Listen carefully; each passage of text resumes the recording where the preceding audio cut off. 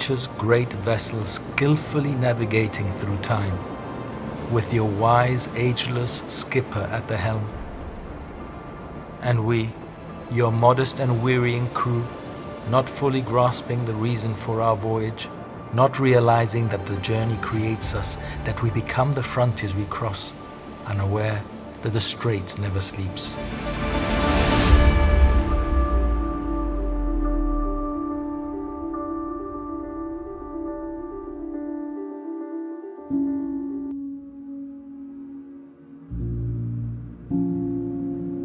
At sea, horizons shift, things unravel.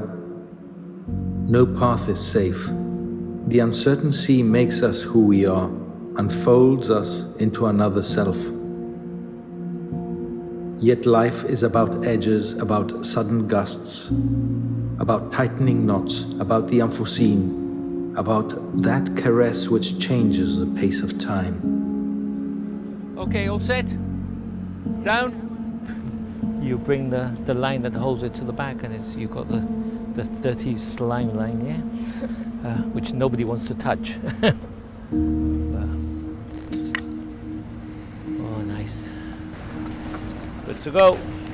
Okay, Andrew, Ryan and Andre, let's collect The all fenders. the fenders in. We've got none on this side, so. How did I end up here, tirelessly crisscrossing the sea, caressing these two continents which know each other so well? Some of us just need the sea to anchor us in the world so that we can somehow look ahead. Strangely, we need you to give meaning to our lives. What can you tell us about ourselves? Who can explain the firm hold the sea has on me, and you know that it won't let go? We're going to meet my friend Mark Reed on the yacht Ocean Odyssey, which is almost exactly the same as this one, except this one is more beautiful.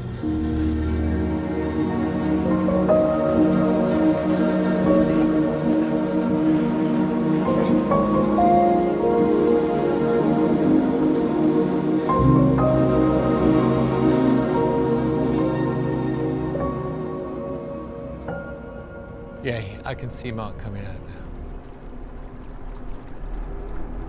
Well, this is a boys' outing. Cross to North Africa, jump in the swimming pool, come back. Almost exactly the same. He's got a shoal keel, shorter keel. I've got the deep keel. Hull-wise, he's got a deeper keel than me.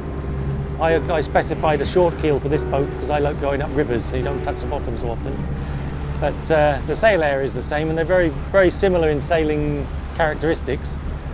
He can go slightly closer to the wind than I do, but I like to say we're faster because we're always competitive.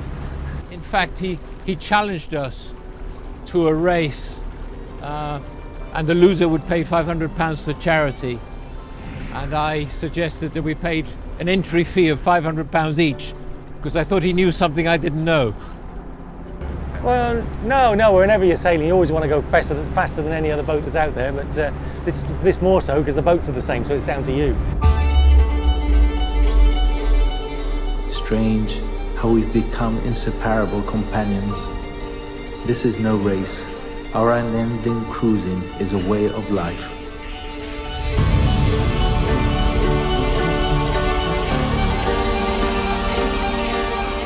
I've just seen a dolphin up ahead, several. We're coming up to them, they're coming close.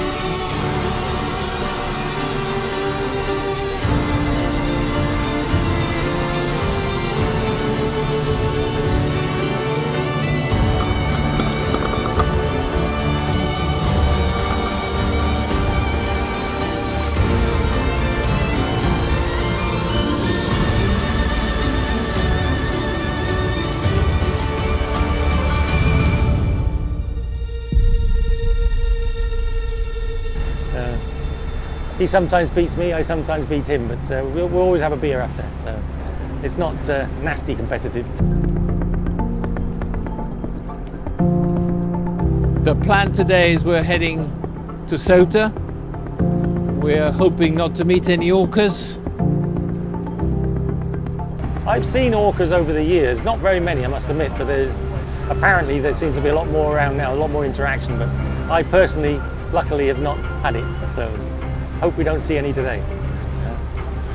It's always something that's in the back of your mind because of the publicity and because of what's been happening. Whereas before, you never gave it a second thought, did you? You saw an orca, really. oh look, there's some orcas, it was a bit of fun. Now, you're worried about seeing them, but...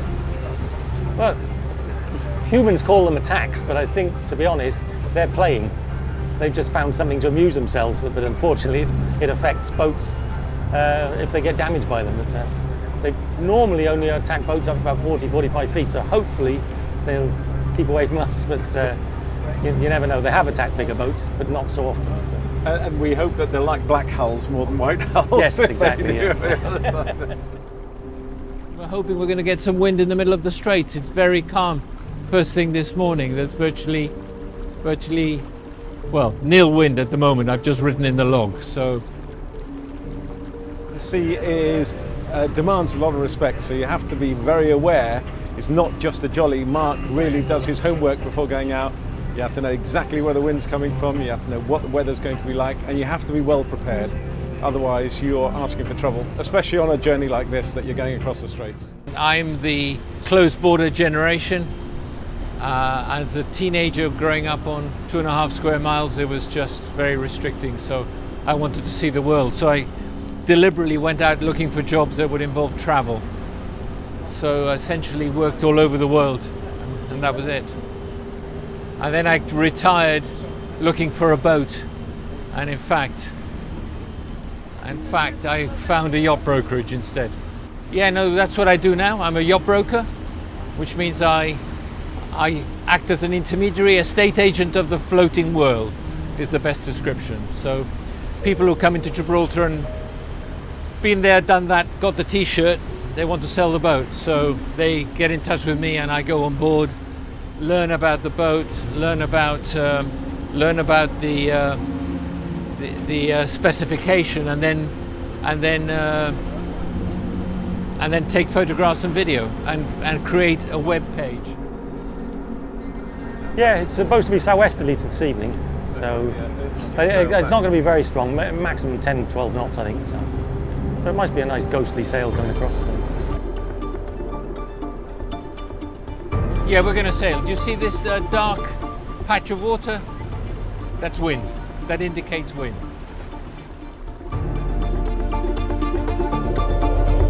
I am not the master of this craft, although I may be at the helm. We are mere partners, sharing our senses while we cruise.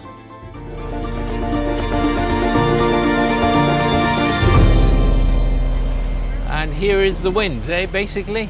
Any minute, I can just feel it. We are going to start sailing. We're going to get the mainsail out first. To get the mainsail out, we need to point the boat into the wind. I'll let you know when to do that, Andre. And also, you might need to apply a bit of thing to keep her into the wind, yeah?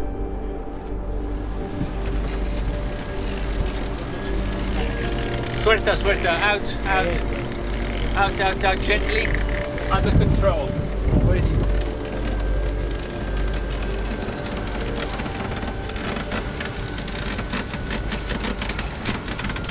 Okay, you're out. Okay, so now is the moment I love, which is we turn the engine off, okay? This is it. So press the red button down there, and then the key to vertical. You'll know it stopped because you'll see the rev counter go down. That's it, to vertical. That's it. We put the prop into reverse so it folds. Silence. Silence. I love it.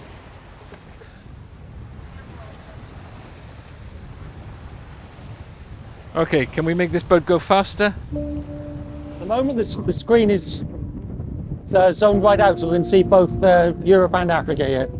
And we scroll in, you can see that's us in the centre there. Okay, that's our vessel there.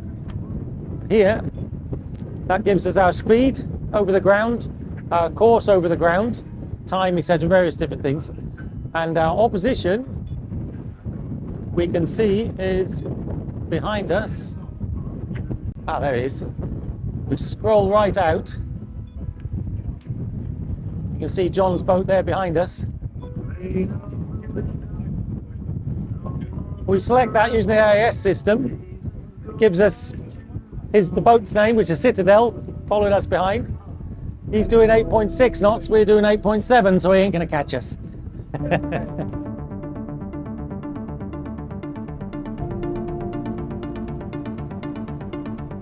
We naively expect the sea to be tame, to submit and play our awkward game, as if it was supposed to be aware of who we are. But it is but its grand self, and we are merely the skippers and crew of small vessels passing.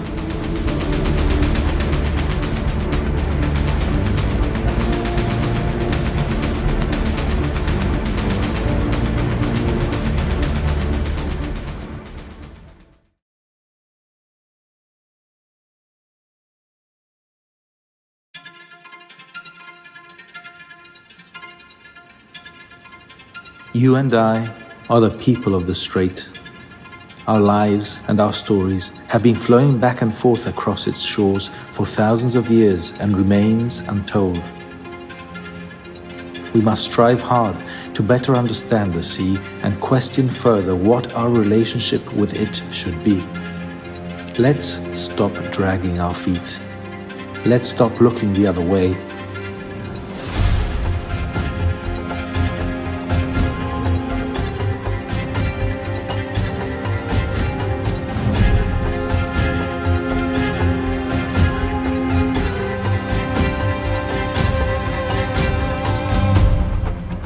The sea strips you down, and then you are what you are, and you do what you do. This is how it is. Tomorrow has arrived, and the future is in our humble but decisive hands.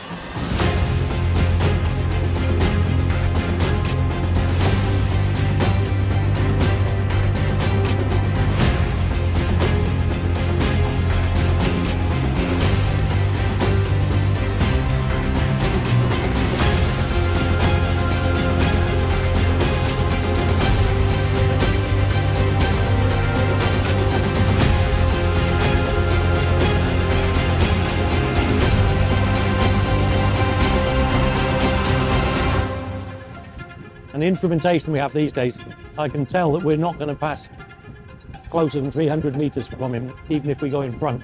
Yeah, so we're pretty much halfway across. That's Ceuta down here, that's us, that's Gibraltar. And these black triangles is traffic. So generally big boats that are crossing the straits at right angles to us. So you have to be aware of your surroundings at all times. And in fog, this is better than radar, because every vessel over 20 meters has to carry this technology now. We don't have to carry it, but we have it because it's available. And it makes it a lot safer sailing, especially at night or limited visibility. Challenging at times, yeah? There's always wind in the Straits. So you've seen there's no wind in Gibraltar, but here there is, because the wind gets squeezed between the Spanish hills and the Moroccan hills. So if it's blowing 10 knots in Gibraltar, you'll find 25 in the middle here. There's no wind in Gibraltar, it's 15 knots here. That's basically, and the seas can sometimes heap up because there's generally a current for about 9 hours of the day that's going from the west to the east. So if you get the wind against the waves, they get steep and rough. What's the story of the rally? Well, for many years there's been a rally between Gibraltar and Morocco. It used to go to Marina Smeer, which is about 10 miles south of Ceuta. But about 5 years ago, they they said we couldn't go any longer because there was too many boats arriving at the same time, and they didn't have space for us. So we contacted Tanger, and in 2019 we went to Tanger for the first time, and it was a great outing. The Moroccan authorities made it really easy for us, and it was great. And we ended up raising quite a lot of funds. We do it for the Red Cross. Yachts pay to enter, people pay to enter. We have auctions because Gibraltar businesses are very generous and they give me things that we can auction. There's less people this year because they've been put off by the orcas. We consulted with various experts, marine biologists and cruising club, and there's a Spanish outfit who do research on orcas, and so we provided advice on what we should do, and the main advice is keep away from them, and that we know pretty much what areas they tend to inhabit. It's just this year they seem to have been coming a bit further east and interacting with more boats. It's very strange. I think what's going on is they discovered a new way of playing, I guess, of interacting with something, and they're social animals, so they learn from each other. It's a very small population. It was like 35 animals, of which 15 have been positively identified as taking part in these interactions. Some people say attacks. But I closed the entries just last night, and I have 23 signed up and paid boats with 80 plus persons going.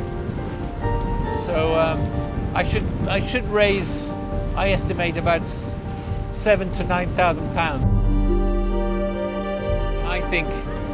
I think we're wrecking the planet. That's my view. I mean, I get depressed by seeing how much plastic I see floating in the sea. If you enter the Mediterranean, once you get past Malaga, you don't see much sea life. I've only east of Malaga, in a whole month, I only saw one dolphin close to an Italian port. That was it. As soon as you get to the Straits, it's teeming with life. It's teeming with dolphins, pilot whales, sometimes fin whales.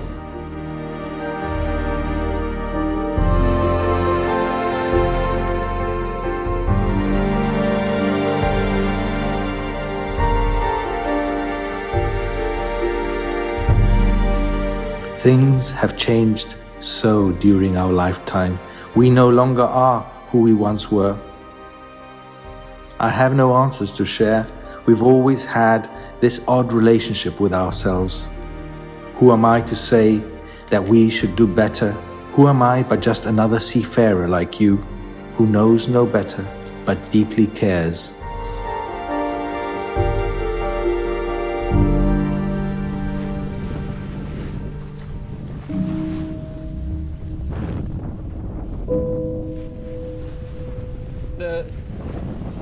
The beach at Palmones was actually a jewel. It was beautiful, still is beautiful, but unfortunately building that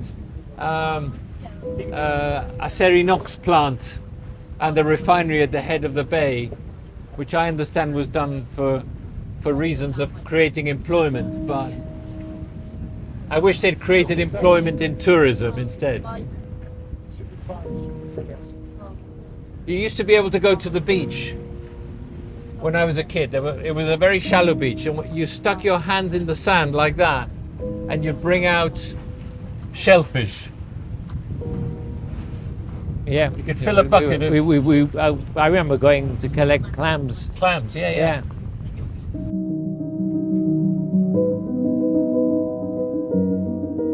I worry a little bit about complacency with, we're the best, so therefore it's a one-off. Well, now it's been a three-off. And if we include the OS-35, it's a four. So I think I think it's inexcusable, frankly. No, it's I think inexcusable. it's just complacency. I just cannot believe that you can spill so much fuel, and it takes such a long time To switch clean a up. tap off.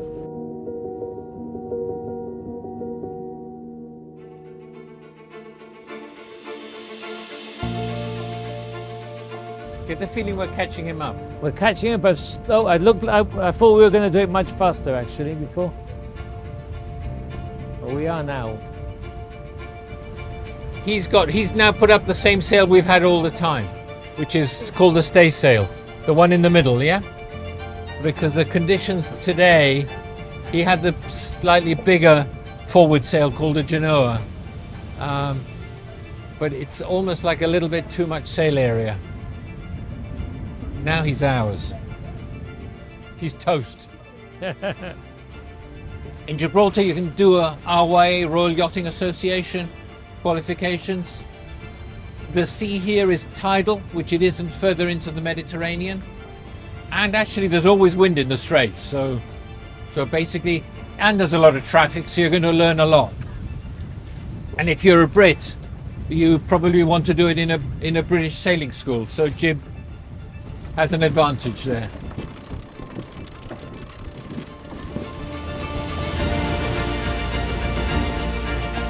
"25 minutes away from arriving. So in 15 minutes time, 20 minutes time, we'll clean up, take the sails up, Genoa in first, then the main. For the Genoa, we don't need to head into wind, we just need to loosen the sheet and bring it in. And then we're going to put out the fenders, this time on both sides, because we don't know where we'll start the engine we'll start the engine before we start bringing the sails in. Marina Hércules, buenos días, aquí el velero Citadel, cambio.